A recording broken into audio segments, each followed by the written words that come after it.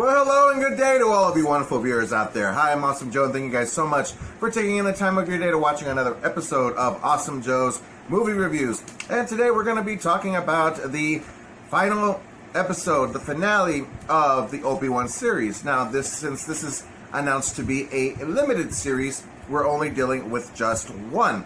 And I don't really find that the series is such as a success as it wanted it to be in order to probably gain an Academy Award nomination. And if they do, that's terrific. I mean, because there are some remarkable, amazing cinematic things that they do in this series. But unfortunately, I don't find it as a memorable one to gain that much attention for the Academy to wanting to be adding it to their roster. But if you ask me, the way that this series ended, I thought it was terrific. I think that the ending really tied itself in to A New Hope Episode 4. Of course, I felt the same way too when they finished Episode 3, Revenge of the Sith. Never knew that they would ever intend to throw in a completely new story within the 20-year gap between Episode 3 and Episode 4. But here it is. We finally get to watch it, and I hope that you guys enjoyed it as much as I did, because when it came to several of the episodes in between, when it came to the first episode and our final episode, those episodes seemed a little too, I would say, much of a filler-in. Something just to expand the story enough to making it, more interesting than they wanted it to. And Deborah Chow continues to direct these episodes, and she directed this one.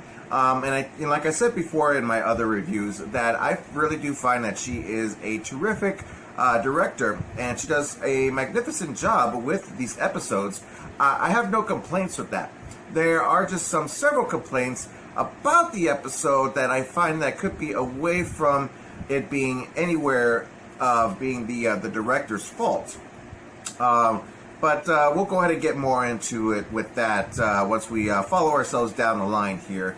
Obi-Wan, Ewan McGregor, continues to come back and is now, the way how the ending of the last episode went, of course, they made this grand escape, and now they are on their tail, and the only way for Ben Kenobi to save everyone is to sacrifice himself to have that final duel against Anakin Skywalker, aka Darth Vader. And that's what happens. This is something that we all were expecting to happen. That first interaction with them two reuniting after 10 years since the events that had happened on Revenge of the Sith, but I didn't find it as satisfying. I'm like thinking, that's it? I don't know. I just find that the reuniting of them in Episode 4 was much more satisfying than the way that we had this that had happened in Episode 3. But when it came to this final duel between the two, the way that first interaction with them was, these two are very, very rusty because, of course, Vader is no longer Anakin Skywalker with both of his, all four of his limbs, both arms and legs. So now he's more machine, and he's not really as flexible as he used to when he was Anakin Skywalker, when he was a Jedi. And then, of course, Obi-Wan Kenobi, he's gotten older, he's lost his inner feelings with the Force and being a Jedi. So, of course, okay, I could go ahead and understand and say that the way the first interaction was a little bit iffy for me, that I feel like that they should have, put more interaction with their choreographies, with the Force and the lightsabers clashing with each other. But of course, now I can in a way can understand and accept it because this final fight, oh my gosh, they really marketed this thing out there, and we knew it was going to happen, and it happened, and it was just amazing. And I find that the reason that this series is even in existence right now is because of this in particular situation that these two characters are face-to-face reuniting for the final time, from a certain point of view, like how Obi-Wan Kenobi would word it. And, and there is a reason why they even brought back Hayden Christensen as Darth Vader, being Anakin Skywalker, not only just in flashbacks or, mental glimpses, but to be in this final confrontation with this final fight. This is something that we are just going to be talking about a lot because I find it to being a very memorable and probably one of the best lightsaber duels that we've ever seen in Star Wars canon altogether. I really do love a lot of other lightsaber clashings, but this one is actually added onto the list. As to where, I'm not sure, but it's one of my most personal favorites, and I love that it's now canon and part of this Star Wars world. But yeah, the way that this thing ended, man, was just phenomenal. I mean, there are some ideas as to what was brought forth from the other movies, from Episode 3 and then Episode 4. I love how the way that they start, Obi-Wan Kenobi says exactly what he says in Episode 3, I will do what I must. That is awesome, and I loved it. And he just poses, and they just clash and go and ready to fight. And the one thing that I'm really asking myself is, how is this going to end? Because we know neither of them are going to die. How is this end? Because he even approaches, lets his master know, Qui-Gon Jinn, which has not appeared yet, but letting him know that this ends today, whether he dies or Vader dies. The way that this is going to end is one of them has to die. And I'm just like thinking, okay, well, how is this going to end? I really have no idea. Is Obi-Wan going to fake his death to allow Vader to believe that he has won, or some other way? So there's a scene that happens to where it looks as though Vader has won, because I was really hoping for him to say, now I have the high ground, because he does have the high ground. Obi-Wan Kenobi falls into a ditch, and Vader gets a whole bunch of rocks, boulders, and clashes everything on him.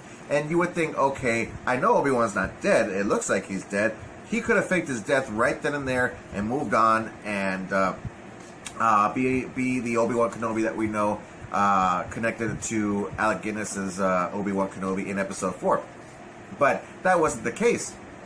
And I was thinking this would have been a perfect time, and I thought it was going to happen, waiting for the Force Ghost of Qui-Gon Jinn coming in to interact with him and inspire him and find the inner force within him once more again, and have that final deeper energy of who he was before, jumping out of the ditch, clashing out all the rocks, and charging at Vader and just having this final fight. I thought it was going to be like that, but it did not happen. Instead he was very inspired by the fact that he is a well protector, and is the only protector left for those children who are the last hope of defeating the Empire and saving the galaxy. So yeah, he busts out of that ditch, and he goes after Vader, and they have that final fight going on. And also too, I love how Anakin tells Obi-Wan, once he clashes all those boulders on Obi-Wan, telling him, he calls him master for the last time. And I love that, because the next time they're going to interact in Episode 4, there's that line where he says, before I was nothing but the learner, but now I am the master. So he is no longer an apprentice, he is the master. So that's great. In the way that I wanted things to go, it's a good thing it did not, because I really wanted to have Obi-Wan Kenobi find that closure, that inner peace, the way that he really is as Alec Guinness as Obi-Wan in Episode 4. He doesn't seem as very dramatized by the events like how he is at the beginning of the season and at the ending of Episode 3, on how much the Jedi are now extinct, and that his best friend, his apprentice, has turned to the dark side. So all of that has affected him, and he finds his redemption. He finds his inner peace. He's once again the Jedi Master that he was during the time of the prequel trilogy.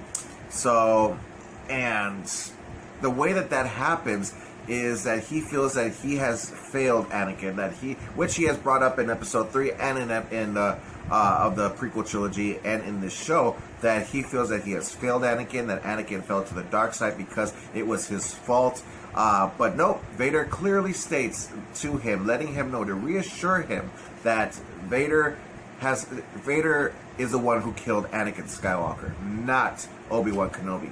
And that was great.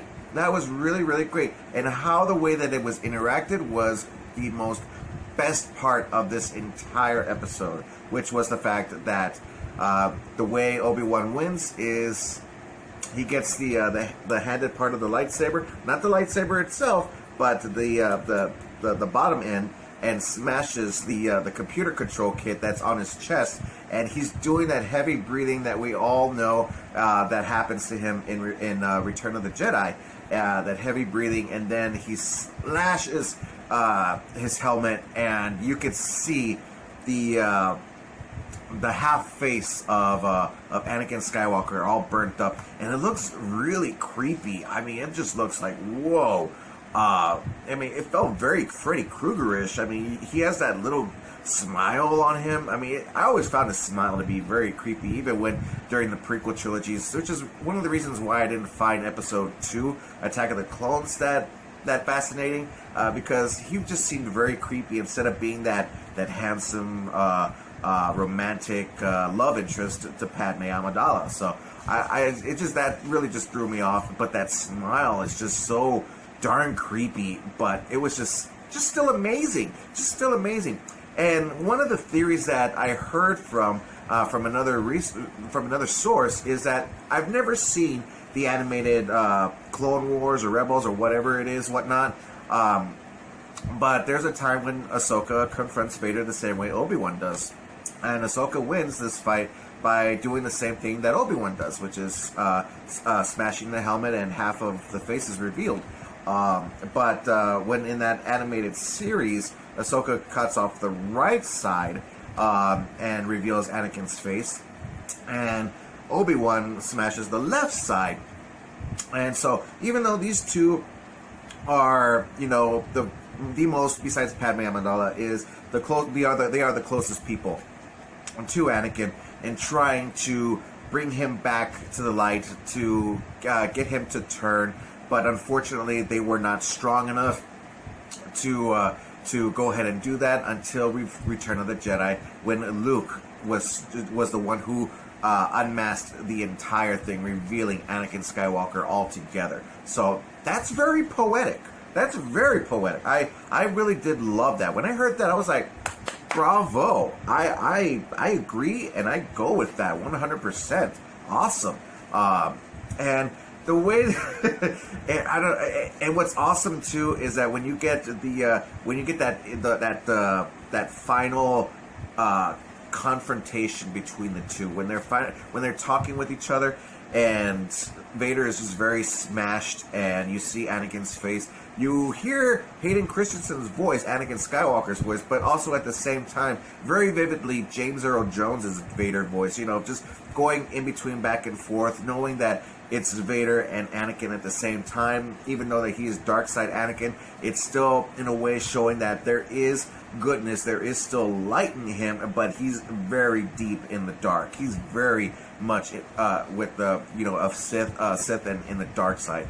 So it's gonna take more than what Obi-Wan did and what Ahsoka did. It takes the love and care of his son Luke Skywalker to revive him, to bring him back. So, like I said, poetic, amazing, awesome. I couldn't believe it. For the first time before Episode 4, Obi-Wan really dismisses himself and understands and accepts the fact that his friend, his apprentice, Anakin Skywalker, is truly dead, and names him Darth, and excuses himself and leaves instead of having to kill him. That's one of the biggest things that a lot of us Star Wars fanatics and audiences felt when having to watching this. He did the same thing on Mustafar when they had that fight on Episode 3, Revenge of the Sith. and they did the same thing here.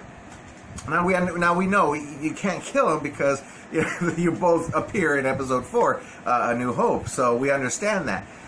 But the way I looked at it and accepted it in order to feel and what the writers were trying to do is, okay, Obi-Wan has a connection to Anakin. He feels that Darth Vader is still Anakin, and he has to fight him. He has to fight that same person that he fought on Mustafar. But then once when Vader reveals that he's the one who killed Anakin, not Obi-Wan, that brings closure to Obi-Wan. That brings peace to him and says, you know what? If you are not Anakin anymore, if you're not the person that I know and love and raised and trained to be a Jedi, if you are not that person anymore, then my friend is truly dead. Then I have no further need to have confrontation with you. I have no reason. I have no business to be fighting you anymore. You know, there's no connection between us. We're done. So, in a way, he broke up with him.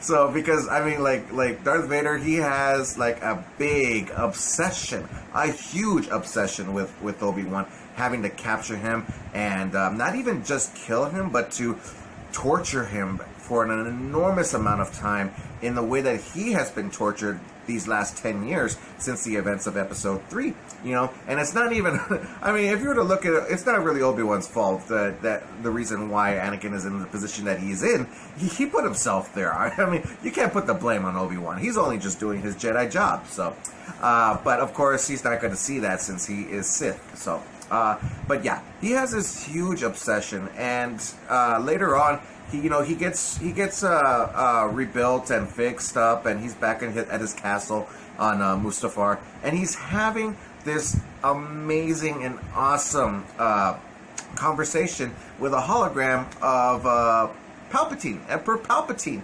I knew that this was, in a way, I knew it was going to happen. If it didn't happen, it wasn't going to bother me, but when it happened, it was awesome.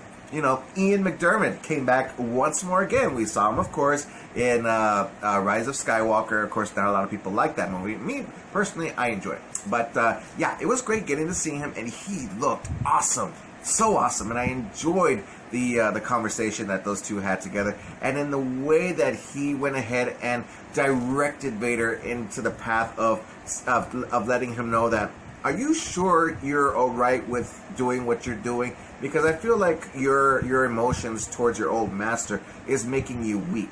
And that's something that Vader does not want to hear. He knows that he is strong. He wants to be the best. And having to hear that his own master thinks of him as weak, he has to accept and accept the fact that that Obi-Wan Kenobi is no longer of any use, that he is not important to him anymore, that he just needs to move on with his life, and that's the reason why, you know, we really don't see any more confrontation between, or the reason why Vader has never found Obi-Wan Kenobi within the 20-year gap, besides, of course, what happens in this series, so in a way, say, 10-year gap now.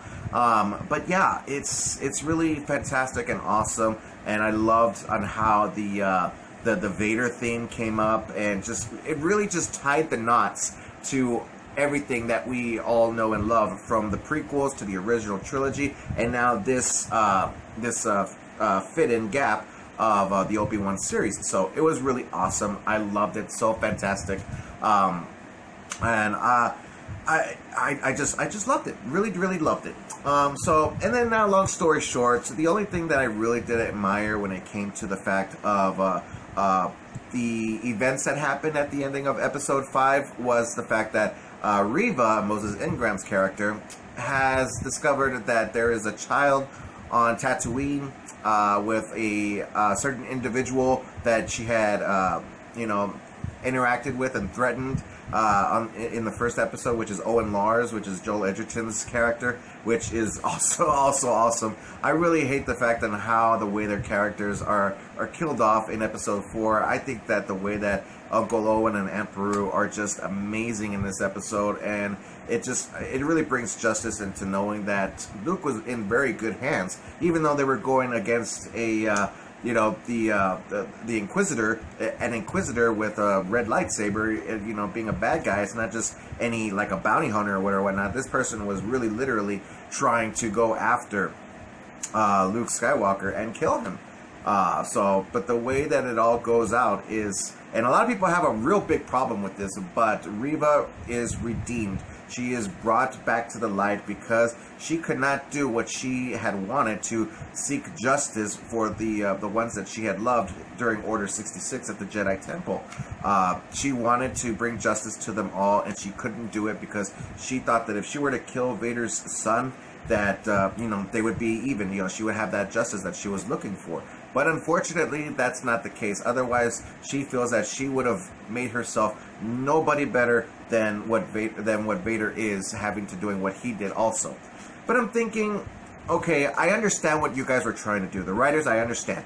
But the fact is that how in the world can this character be redeemed after what she has done?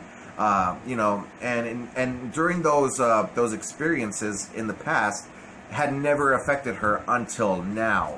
Just because Luke Skywalker is one of the main characters and a very important character, not having to be that, that's the reason why. But if you were to have a side backgrounded character get tortured or whatever, get your hand cut off, it has no effect on you. So yes, I could understand to audiences who would have to argue about that idea. Yes, it is a problem, but it's just one of those you just got to go with it things. And of course, this character does not even get killed off. And yes, I know Anakin Skywalker gets redeemed also and brought back to the light at the ending of Return of the Jedi.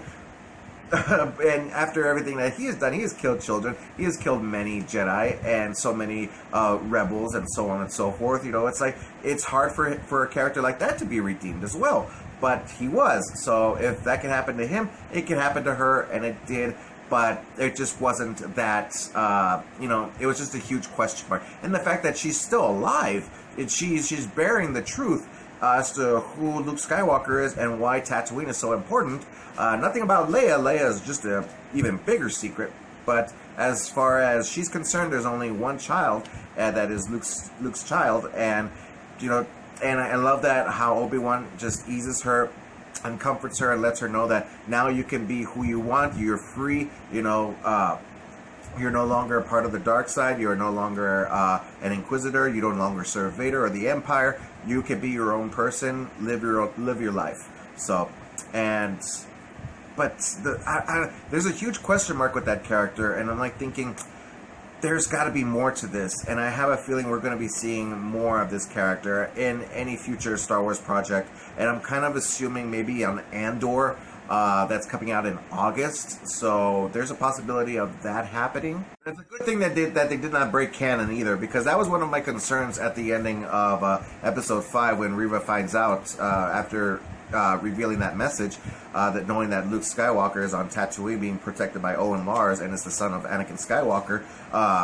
It's just like, okay, wow, how is this going to all work out in Episode 4? Well, everything works out just fine because Luke Skywalker runs away, never sees anything, and then once when he is caught and about to be killed, he falls and, gets his head hit and falls asleep. And misses everything. He doesn't witness anything at all. As far as he is concerned, it's the Sand People that are, interfering with their farm.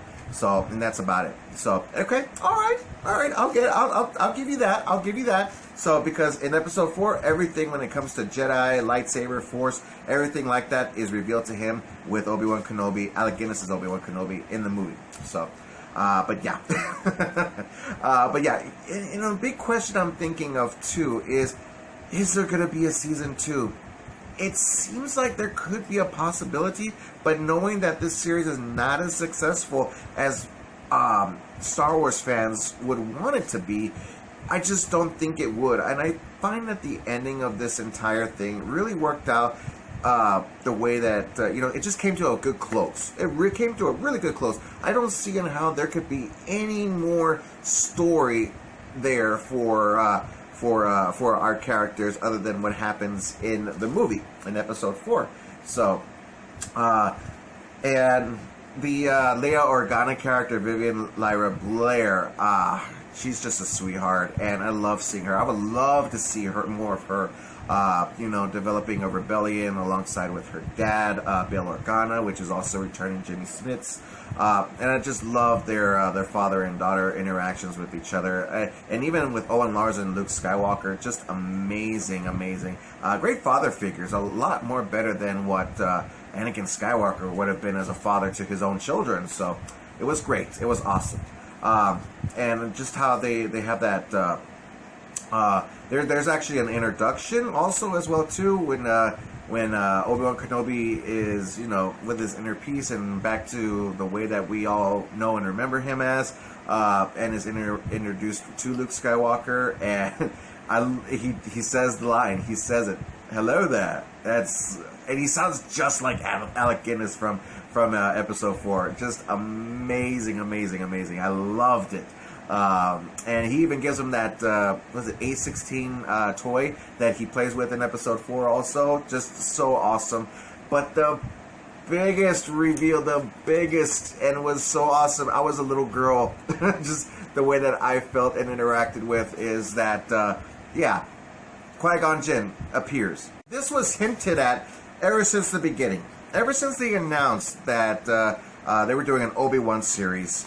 It was just so awesome, and we knew that he was coming back. Even at the ending of Revenge of the Sith, when Yoda talks to Obi-Wan, letting him know that, learn from your old master Qui-Gon that he knows how to do Force Ghost, and you'll become one as well too. So we know that that's going to happen between that 20-year gap there, and it's great that it started off. It's very brief. The way that he appears is very brief. He's a Force Ghost, but it was amazing seeing him because he looks like he hasn't even aged a day. He looks like he just jumped off right from Episode 1 of Phantom Menace, and it was just great seeing him. It was awesome. I mean, it was very brief. That's the only thing I was upset about, but I wanted to see more of him. And if there is a season 2, I'm really crossing my fingers for it to see more of this, to see Qui-Gon Jinn, teaching Obi-Wan once more again the way that they're reunited and teaching him more about the Force. That's just awesome. It was just so awesome. And that was the end of the episode, you guys. I mean, I find that this episode of Obi-Wan Kenobi, Episode 6, the finale, giving it a 90%. It was awesome. It's just so awesome. I had a great time with this episode. The whole show all together, all in general. Like I said, it does have its iffy parts, but it was a great episode. Awesome. I love this one and the first episode, and then it comes to the idea that the 5th episode was actually pretty good too. So everything came good. I loved it so much. That's my review for Obi-Wan Kenobi Episode 6, the finale. What did you guys think? Have you guys checked it out? It is available now on Disney+. If you have any questions, comments, complaints, or concerns, please feel free to leave it down in the comment section on the bottom. Let's have an awesome time talking about this series or any series that you'd like to talk about in general, because I love to talk about movies and TV series, but most importantly, I love to talk about them with you. And don't forget that you can check out some more of my episodes on Facebook and on YouTube. Just look me up at Awesome Joe Movie Reviews. Don't forget to click on that like and subscribe button there, you guys. I really do appreciate everybody's support on my channel. It's a huge personal hobby of mine, and I love sharing it amongst all of you wonderful viewers out there. So, many projects to come. I still have a review to come up for Disney Plus's Ms. Marvel, and then the first 3 episodes. And then we got, coming out to theaters, Elvis and Black Phone, which is amazing. I cannot wait to do reviews off of that, but so much more is to come. So stay tuned, everybody. I'm Awesome Joe. Keep on living the dream. And as always, stay awesome. Thanks you guys once more again, and I'll see everybody in the next video. Bye.